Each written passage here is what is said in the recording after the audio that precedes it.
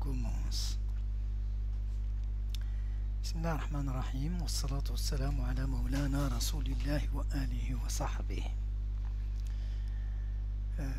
Dans ce chapitre-là, chapitre 1 de la mécanique analytique, à la fin, on doit apprendre le formalisme de Lagrange. Mais le chapitre, les objectifs du chapitre sont, dans un rappel de la mécanique classique, nous devons apprendre à trouver le degré de liberté d'un système. Tout système mécanique, dans son mouvement, possède des contraintes, donc un degré de liberté. On doit savoir aussi s'il y a un contact entre le système et un solide, par exemple.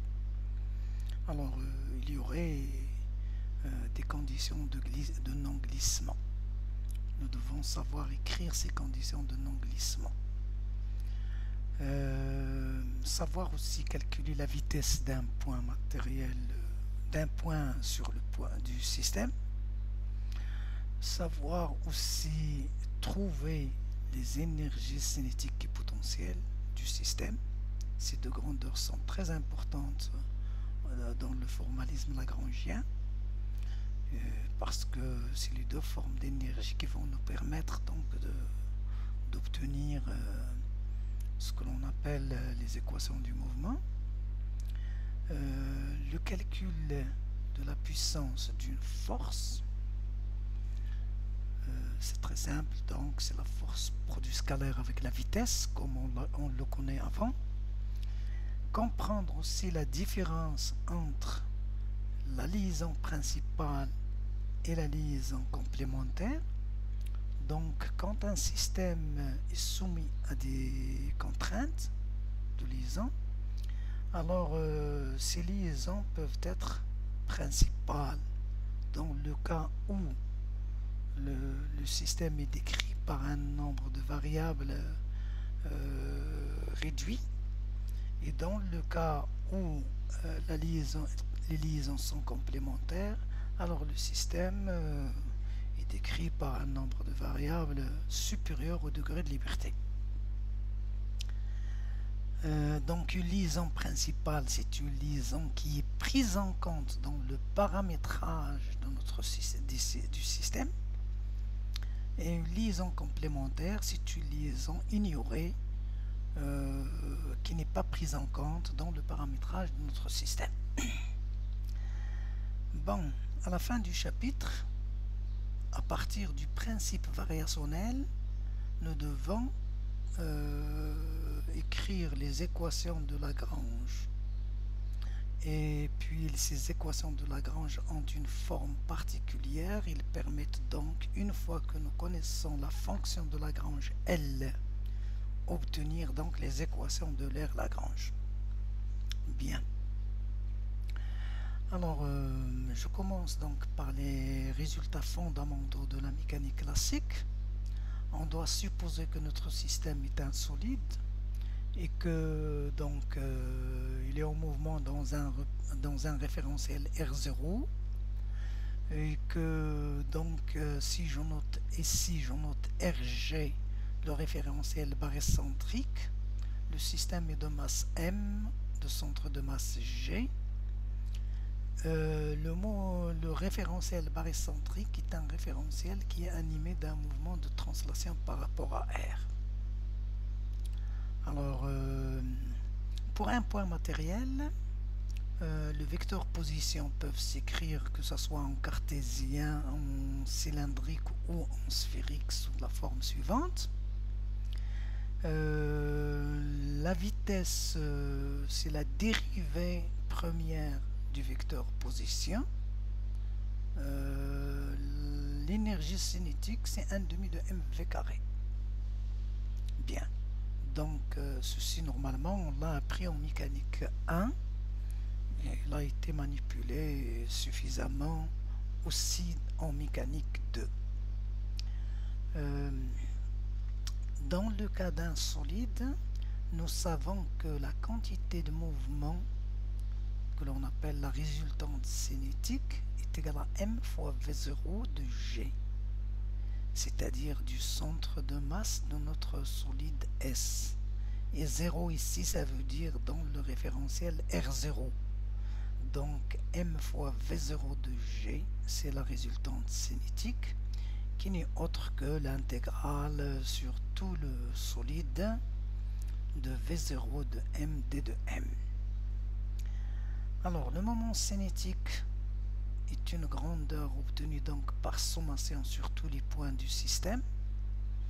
Et le moment, ici donc, c'est le moment cinétique dans le référentiel R0, calculé au point M pour tout le système sigma, ou bien le solide ici, j'ai noté S ou sigma, ça veut dire le solide.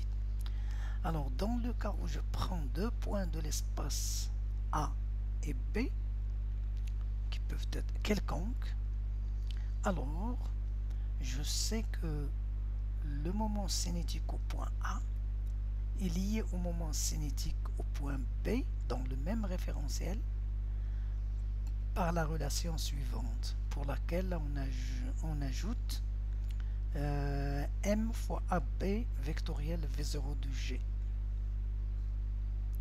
Bien, ceci donc peut être démontré facilement. Bien, alors les deux théorèmes suivants sont importants.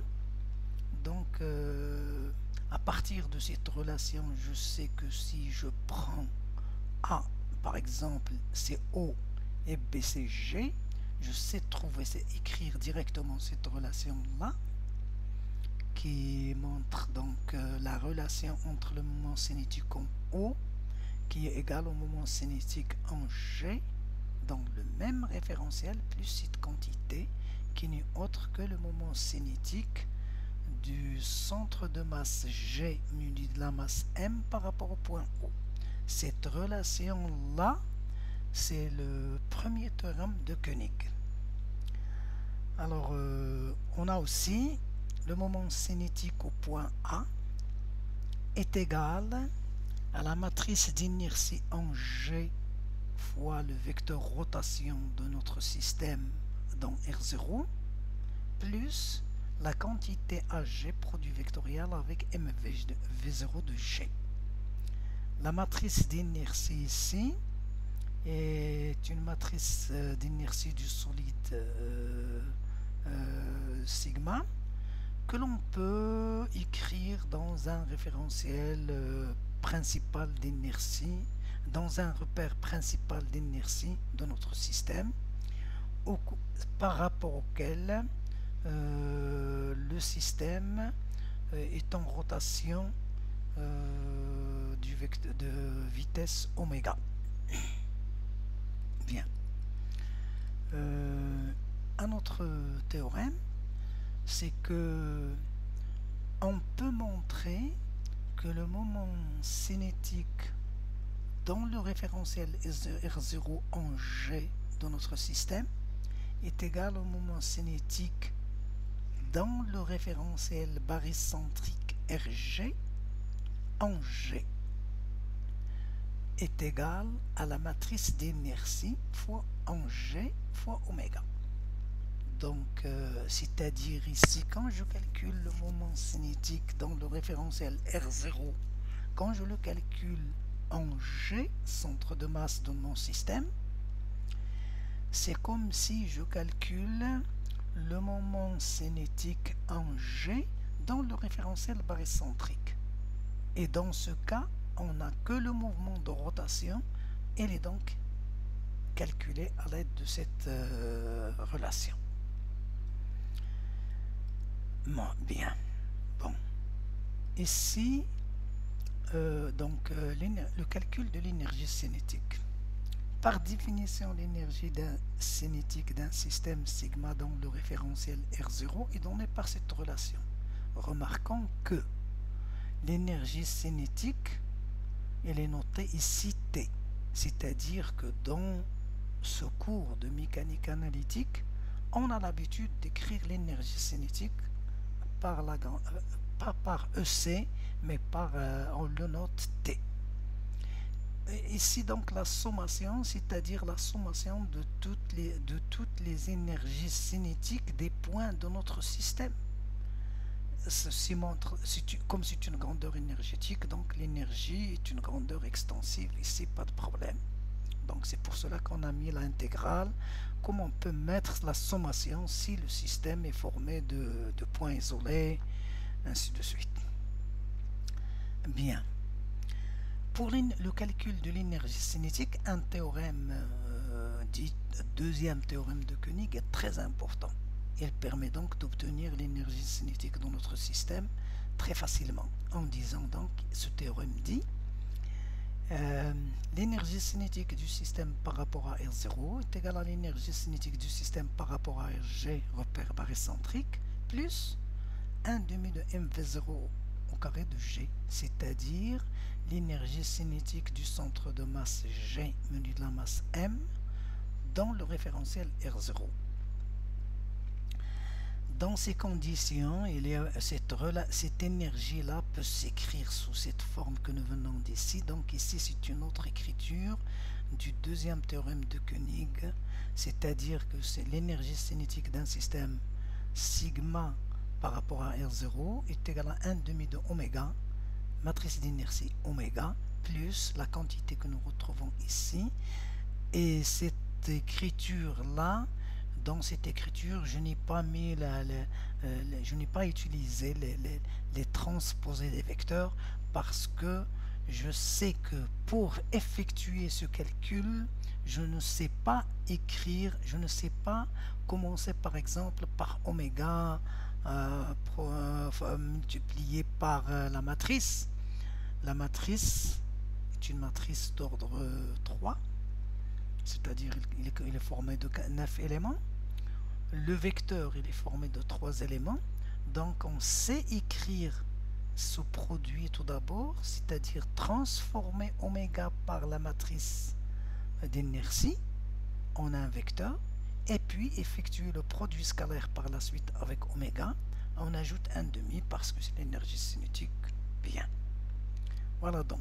Attention, l'énergie cinétique est une grandeur importante, comme je l'ai signalé avant. On doit savoir calculer l'énergie cinétique des systèmes que nous sommes posés. Bien. Le calcul maintenant du travail et de la puissance d'une force. Une force, c'est une grandeur vectorielle. Quand il est appliqué à un point matériel, à un point M, que ça soit un point matériel du système, de masse petit m ou bien de masse d de m, nous savons que le travail de la force est égal au produit scalaire de la force fois le déplacement élémentaire. Donc le travail élémentaire, c'est la force produit scalaire avec d de m.